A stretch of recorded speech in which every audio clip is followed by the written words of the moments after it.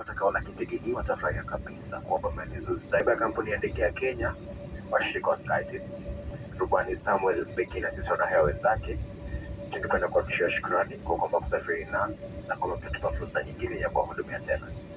Asanteni na muwe na jioni njema. Welcome to Nairobi, ladies and gentlemen. This is Jomo Kenyatta International Airport. For your own safety and comfort, kindly do remain seated with your seatbelt fastened until this aircraft comes to a complete stop. Seatbelt signs switched off and doors open. Be careful when opening the overhead lockers as luggage will fall out and hurt someone. Remember to carry all your luggage as you disembark from this aircraft, paying special attention to the seat pocket in front of you. Smoking is still not permitted on this aircraft until you reach the terminal building at the designated area.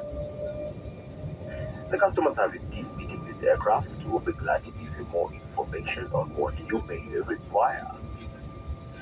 And on behalf of Kenya Airways, our SkyTeam partners, Captain Samuel Beki and the entire crew on board, we would like to thank you for flying Kenya Airways, the pride of Africa.